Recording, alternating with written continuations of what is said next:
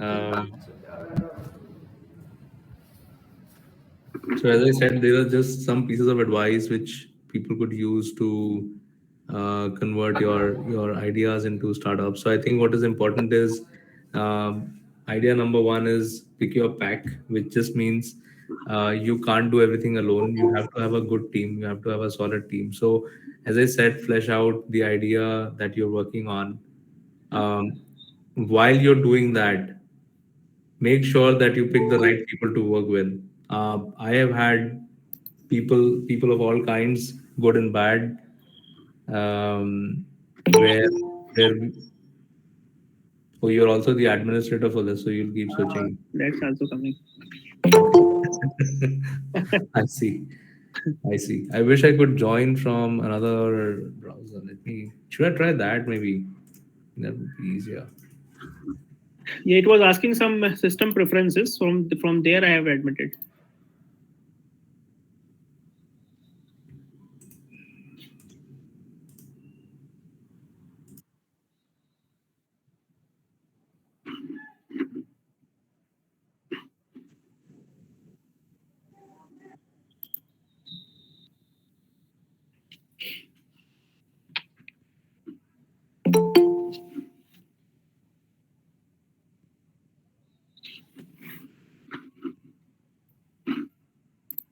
Let me try from this.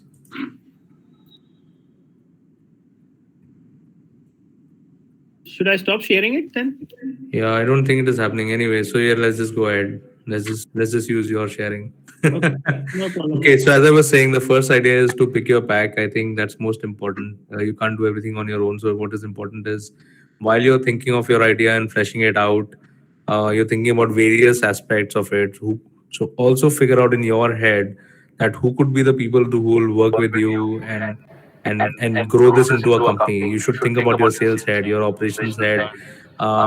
It's also important that see one mistake which people make a lot of times is they think that since they brought this idea to the company, they are the best CEO for it. It may not be the case always. You may be a numbers person. You may want to become the CFO and have somebody else run your operations. So get a CEO. So always have this in mind that there are certain roles that need to be filled up in a company. Most importantly, who are the founding members? And when it's a startup, you don't really have big corporate structures, so you can give any designations, any fancy designations that you feel like. But what is most important is always keep in mind that you pick the right people with varied skills that you don't have, with complementary skills that you don't have. So if you're an engineer, you want to have somebody from finance. You are from finance, you may want to have a technical co-founder, somebody who could do sales. Sales is not an easy job. Okay, let's go on to the next one. Sorry, somebody was asking. Did somebody unmute? Okay, maybe that was not a question. Number two, play to your strengths, build what you're good at. So I think that's extremely important for all of us to understand. It's everybody is not good at everything. So know your strengths, the kind of ideas you're working on. They should belong to what your comfort zone is, because building a company in itself is very complex and very uncomforting. So make sure that the ideas you're working on is something which lies in your zone, so you can debate about it, you can build upon it, you can. And if it does not fall in your zone, then make it your zone. So that means learn new things. So for example, you're from the mechanical engineering background and you want to work in AI, absolutely different things. Or other way around, you're from technology background and you want to work in on an idea which has got to do with a car or an equipment or anything of that sort, then make it your field, means learn a lot. So only when it becomes your strength, then only venture out and do your startup. That's extremely important. So for example, you want to build something like an iPhone. I keep taking these examples because these are pertinent, these are out there, everybody has touched field, experienced these things, and that is why I talk about these things. So for example, you want to build an iPhone, you don't know anything about technology, you don't know anything about uh, manufacturing of solid devices, or um, or semiconductors, etc. So you need to learn about these things. You need to learn about antennas. You need to learn about telecom. You need to learn about, and as well as you also need to learn about the customer experience. What is it? What does it really have to look like? You have to imagine all that. So to be able to imagine all that, you need to make this your field. It also gives you the solid understanding of what is already out there in the market. So for example, you're thinking of something sitting in your hostel, you may be thinking of something which and imagine it to be super cool, but it may not be super cool. It may That idea may already have been launched in the market and already gone down the drain. So it's extremely important to learn about fields when you want to launch a startup, so that you know what's going on. Sir, please move on to the next one.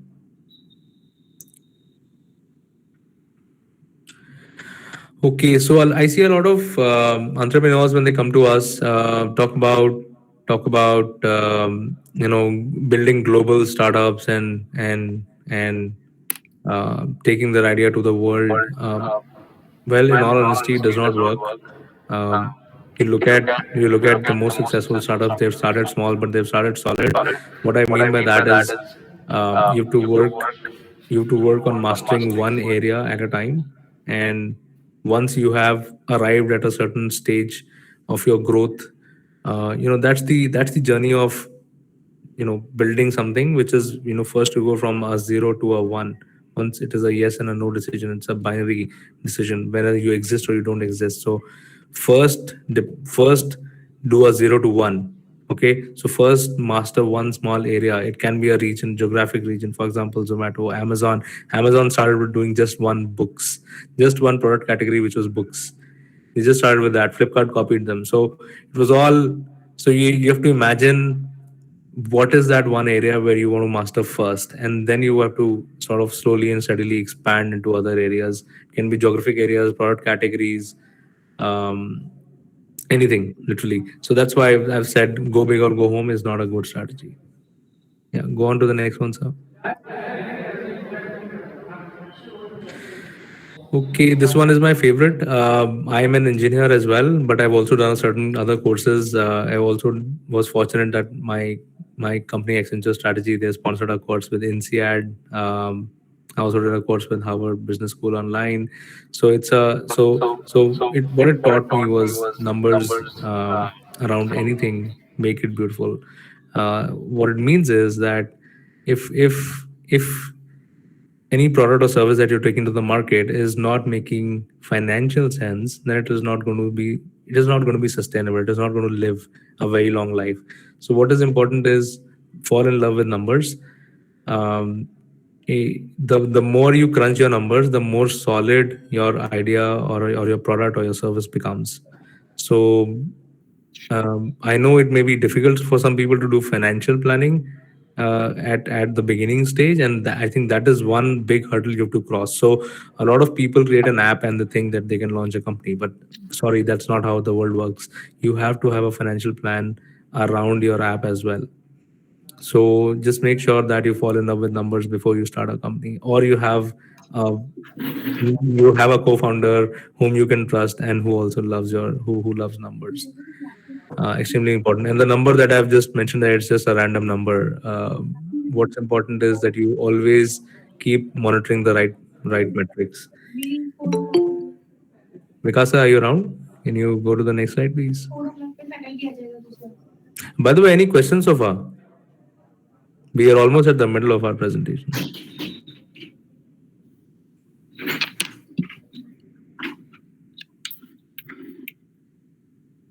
We could also take all our questions at the end. Any questions? Okay, so the next one, extremely important. Again, one which I love a lot, which is hyper communicate. So you always have to be hyper communicating with everybody around you. It has to be 360. It can't be one direction. So you can't just communicate with your consumers and not communicate with your employees and vice versa. So there are a lot of people who love talking just to their employees. They just want to do plan. They just want to get into a meeting room, plan, discuss. You also have to take it out. You also have to communicate in various channels, emails, texts, social media, WhatsApp, everywhere. So that's why I say hyper communicate. People should need to be informed. I have had a lot of my team members who feel that yes, they need to know where we are heading. So, for example, I asked them to do a task. I asked them to create a feature. For example, they need to know why are we doing this. So it's extremely important that we talk to our entire teams about. Of course, you can't reveal a lot of confidential stuff about your company, but that's why it is important that we design the right messaging. We also have to design the right messaging for our consumers, for our competitors. So anybody, all stakeholders around a company, first of all, and that also brings me to the point that you have to identify the right stakeholders around the company. So when I say identify right stakeholders around a company, it means that you've created an app or a software or a hardware or whatever you want to take to the market. Let's call it the subject matter. So anything around that subject matter, you create a brilliant financial plan. You also have to have a solid communications plan. How do you plan to launch it? What messaging does it take to the market?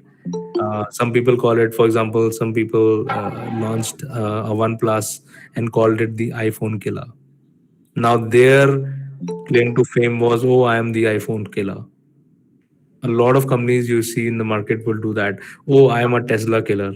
I've launched a new car brand which is doing battery vehicles, and I'm a Tesla killer." That's not good way of marketing, but a lot of people do take that messaging. So again, they have created that brand strategy that, oh, you know what, we'll be perceived in the market that, oh, we are a Tesla killer, we are an iPhone killer, and people who are not able to afford those products are going to come to us.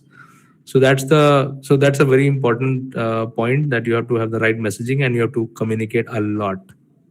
Okay, let's go on to the next one, sir.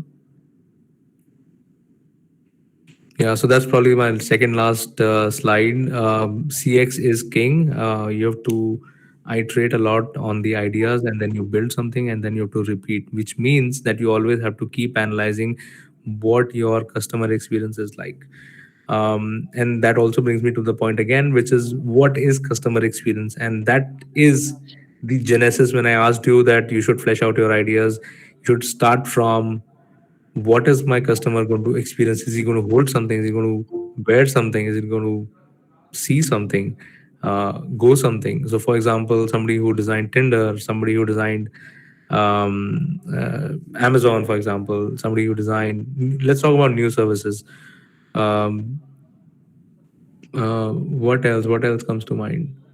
Zomato, for example. These are absolutely new ideas which came into being, which caused our behavior to change, or our spending patterns to change, the way we were spending money, or even earning money. For example, freelancer.com. People started earning money using that. And then there are other companies which came, which said, you know what, you don't really need to get full-time jobs. You could just keep doing these small gigs. And that's why the gig economy came into being. And then every company keeps looking at their customer experience. What is their user going to experience while they're using your product or service, and what are you getting out of it? So a lot of your revenue model is driven by the customer experience. So for example, I'll just take a small example, which is, I mean I keep referring to, let's say, Amazon or an iPhone. For example, if you go to the app store and you want to download an app, you see a lot of recommendations, and those recommendations are based on millions of data points that they've gathered around millions of their users, and then they start recommending stuff to you. They claim that they know you better than yourself. So, and that's only because they have so much data to churn about you, about other people like you, that they are able to recommend the just the right app for you. Same ways Amazon also does recommend products. When you're buying one product, they start recommending other products, and they also say sometimes that people who bought this also bought the other one, right? So that's also a customer experience. Now that is a CX point for you. You may be thinking, oh, you know what, I was buying this and I also needed this. You may not have realized it, but you also needed the other thing which Amazon just recommended you. So that's a CX, customer experience feature, which now led to more revenue for you, because you were able to make an additional sale at the right moment when the customer was fully engaged. When he was buying one item from you, you were able to sell another item to the same customer. So that's why I said that CX, a lot of times CX also drives big time revenue for companies. um, we would also look at What's the other example? I remember Ola at some point started offering food. Uber Eats is there already, so they want you to use Uber not just to get around, but also to start ordering food, because they said, one of the reasons why people are taking an Uber and going out is going out to eat. So they said, oh, you know what? Let me just also give this option alternative to people, that yeah, you could take a car and go out and eat, but you could also order on the same app. So that's why, always keep that in mind. Customer experience is king. You have to always keep iterating on your ideas which you're building on. Let's go to the last one, sir. Awesome. So, and now that comes with, I heard that you guys already have an innovation cell. It's you should be fortunate about having an innovation cell and also an MSME team. Vikas sir, at some point, I would like to know more about what you're doing with that. Yeah. So and that is why I would like to add some value to that. Just give me 1 second. Okay. Yeah, that's what happens when people are working from home, but it's become quite normal these days, right? So, so yeah, as I said, there are these frameworks which are extremely important to help you. So you all have decided to come to a college to get a degree, and that means that your belief on the education system still exists, and you believe in in the institution of getting knowledge from somebody else's knowledge. That means that yeah, there are books and there are frameworks which are written, and let's not reinvent the wheel. So let's use the right frameworks which fit in. I have listed some frameworks here. You guys can take screenshots or a picture of this. These are some frameworks which help me define some of my problems, solve some of my problems, communicate some solutions to my team, my peers, my investors, etc. So yeah, having the right frameworks is extremely important. Using them at the right time, solving the right problem is extremely important. So yeah, those are my 7 points which I could pass on as starting points for people who are looking to convert their ideas into startups. So that's the end of my presentation. I've also given my social media accounts on the last slide. Feel free to look me up and connect with me if you want to have if you ever want to have more discussion on any of these points or get involved with any of my startups. So yeah, let's now open up for questions and any conversation that you would want to have.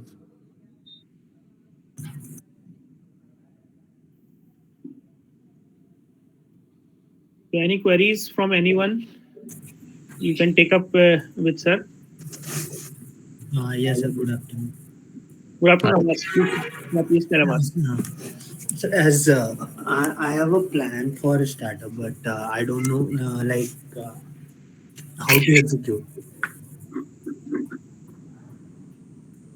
Sorry, I didn't get your question. I have idea like what I have to do. Awas, Yes, ma'am. Awas, sorry to interrupt you. Can you switch on your camera so that sir can interact you in a better way, if it's possible for you? Yes, ma'am. Sure. He seems like he's out somewhere.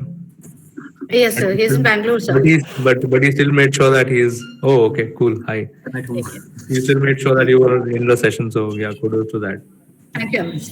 Thank you, ma'am. Sir, I have idea for doing startup or I thought how to do and what to do over there, and I have well planned also, but I don't know how to execute. But I have to take a first step. Okay. So I think the stages that I showed today in one to On the seven. fifth slide, I remember as on fifth slide it was something related to that what query I had. Okay. What was the fifth slide? Exactly, I don't remember perfectly. Okay. So it's very simple. You have to execute. I think the path to taking something to the market is very. It's not laid down. So it's not. You never know what works for you, what does not. So what I generally do is I can share only with my experience, which is doing a prototyping first. Anything that you think is worth a solid startup, it has to start small. So make a prototype, make a plan of a prototype, for example, and launch it with a limited set of users. Okay, so have your, and I generally do it with 30 people. I bring on board 30 very initial believers who can believe, who can contribute something to the idea, and then gather their feedback. I sit with them, let them use my product or service, whatever, and then capture their feedback to the T. So that is what you can start with. And the as you and the last slide you showed like on seventh, I guess it was the using framework. Yeah. Like what type? I didn't get that point exactly what you So are frameworks are important for you to define your idea, your like. problems, your solutions, strategies. So, for example, Porter's forces. I had put Porter's forces as one of the pointers on the slide 7. So, Porter's forces are 5 forces of the market. So, for example, if you want to launch something in the market, there are 5 forces which operate in the market, which will decide the future of your product or service. What is the competition like? What is the negotiating power of the customer? What is your negotiating power? There are things like these. So now, if there are frameworks which already exist, you don't need to figure all these things out. This framework already exists. It's a very old framework, and tons of startups have already used it.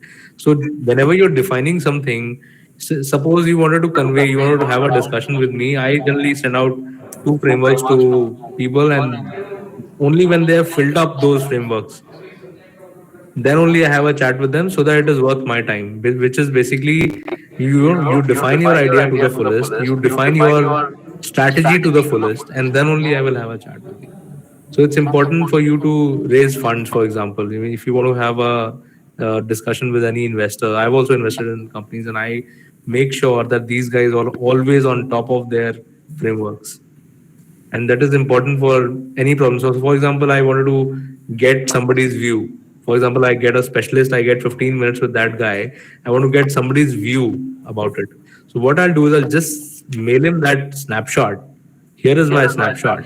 Just go through it, and so that those 15 minutes can be used to get solution. So you've seen KBC, right? You've seen KBC. Yeah. You've seen Phone a Friend. Yeah. So imagine your time with an investor with exactly like Phone a Friend. Okay. Okay, but the only difference being that in KBC's Phone a Friend help lifeline, the contestant is reading out the question. So the Yeah. guy who's sitting on the other side is, for the first time, they're hearing the question. That should not happen. What should happen is you should define something, which is your framework. You can set out Porter forces, you can set out business model canvas, and the guy on the other side should have already read it. So whenever you come to that meeting, you're prepared. In 15 minutes, you can ask all your questions, you can get all your answers. So that is how frameworks help a lot. Thank you, sir. And can I get your LinkedIn ID because Yeah, yeah, you search my name on LinkedIn, you'll get it. You'll search my name on Google, you'll get it. okay, sir. Thank you. Otherwise, also we'll float that link to the all the groups. Don't worry. Thank you, sir. Anyone else would like to interact? Anyone from third year? Karthik? Yes, sir. If you have some question or some query. No, sir. It's clear. Okay. So I believe the session is coming to an end now. Anything else if anyone wants to share? Otherwise, we'll thank the time that has been given, valuable time that we have taken from him for addressing our students. And definitely, Samrat sir, as you suggested for the IIC interaction with you, definitely we'll like to have you with us in that way to improve that cell and to notify the various aspects that has come into maybe in the past or maybe landing up with some some sort of things that need to be promoted, that need to be lined up, that need to be geared up at different levels. Sure. So our Dr. Anuranjan Mishra sir is there, who is looking after it, and he's very much into it, very capable, and looking from like so many years. So he has developed that concept with his own interest, and will definitely ask him with your profile that if we can have you with some of the portfolios. So I will again disturb you at some of the times. Sure, sir. We are now connected on WhatsApp. We can do it Yeah, anytime. I know that, but I also know that in 24 hours you just write one line. So there, I know your busyness, and No, yes, no, I think it's just the initial time. So I recently moved to Kuala Lumpur, so I'm trying to settle a lot of things here. no Uh, problem, no problem, no yeah, problem. yeah. So please don't mind, No, no, but never, I'm never, very never, never, responsive. never of that. That's not. I just wanted that he share this thing that you are so busy in your schedule and you're giving that much of time to us to share our views and improve ourselves. So that's a really remarkable thing. So that's why I shared that line. So once again, I thank you, Samrajji, for giving your valuable time. And on behalf of entire GNIOT family, I again respect you to be with us for a couple of hours or an hour with us. I also thank my respected Uma ma'am is there. Then all the entire team of our staff from the IT department is attached to you, although they must be listening and they're busy in XYZ works. So I appreciate all their things that they have been with us in a core team to develop this platform to be with you. And as a part of startup, I would also like to share one thing that we are hoping to have at least one event of this sort with n number of the people who are exactly involved in innovations and startups, so that we can get different views and the student may understand the importance or Right. may end up in some good solution which they have in their mind, but they are exactly not coming on the papers. Okay, okay. So And sir, before I go, I just want to invite all students who are interested in blockchain technology, especially yeah, I just to. wanted to share that thing also from Samrat sir ki taraf se, that I had just come to know that from blockchain is a very upcoming and booming technology in which I came to know that in the entire world there are only 11 members that has created a community of this blockchain. And with proud words, I will say that our speaker is one of those 11 in the entire world. So everyone should feel happy in that way that we have a personality who can really take you to that environment. So as he has shown the interest, if anyone is interested to land up into that technology or try to understand that technology, you can please get in touch with him in LinkedIn Yeah. or in any other platform that he usually Yeah, use. LinkedIn is fine. LinkedIn is fine. Just get in touch. There's a new protocol being built. It is called Baseline Protocol. Ji, You ji. all would have heard about Ethereum. So I'm also part of Ethereum now. I am regional head for Ethereum. There are only three regional heads in the world for Ethereum. So that's why I showed told in the beginning only that I can't explain his key areas in few lines. So once you are attached with him in LinkedIn, you will definitely come to know the entire scenario what he's up to, and he's so grounded and ground to the person that you will feel happy to be attached with him and learn a lot of things from him. So Right. once again, I thank you. Over to you, Uma ma'am. If you please thank from your side, also from the department, from the GNIT family. He was Yes, definitely, sir. Excuse me. One formal thanks message. Excuse me, sir. yeah. Okay. Excuse me. Yes, yes, Avas. That's a one more question. Yeah, you can carry on. Sir, what website or what technology you are owning right now? What? Sorry? Like what technology you are owning right now? Actually, I think he's asking about blockchain, sir. Oh, okay. He is interested in very like latest technology that you are exactly working on, in which So I am working on. So my forte from past 5 or 6 years has been blockchain and AI. I also worked on 3D printing a lot, and now currently I'm focusing on cybersecurity, which is related to blockchain and AI. So So the that's what even I'm interested in cybersecurity thing. That's why okay. I'm asking in this manner. So if I want to go in hacking side, any cybersecurity Right. team, I have to join. Then what I have to take the first step in this So organization? go to a platform called CodeRed. Code Red. That is offered by my present company, which is called EC Council. They also offer a Sorry, sir. certification Can you called repeat the name? yeah, Code Red. Code Red. Okay. Code Red, yeah. You go to Code Red, it is like Netflix of cybersecurity. You can watch all courses. There are some free and some paid courses. Plus, there are all sorts of courses available on Coursera and edX also. So you can go to those sites and at least make cybersecurity your thing. And then there is, if you want to go into white hat hacking, I will not tell you how to go into gray hat or black hat, but white hat hacking, you can go take a course called certification called Certified Ethical Hacker. Yeah, sir, but it's not legal in India, I guess, It because is legal. It is very much legal in India. There are tons of training centers around across India, which train you on ethical hacking. okay. Make sure you are looking for ethical hacking. Yeah, Don't exactly. just search for hacking. You will not find it. No, no, ethical hacking as that's Yeah. yeah. Thank And you. Code Red. Code Red gives you a lot of gyan. Okay, thank you, sir. Awesome. If there are no more questions, then I think we're good. Thank you so much, sir, Any once other, again, and ma'am, any having other me. queries? Uh, okay, sir. And last formality, though it's a formality. So, on behalf of Department of Information Technology of Greater Noida Institute of Technology, it's my privilege to propose a vote of thanks on this occasion. Sir, we thank you from the bottom of our heart so that you took out time to explain to us the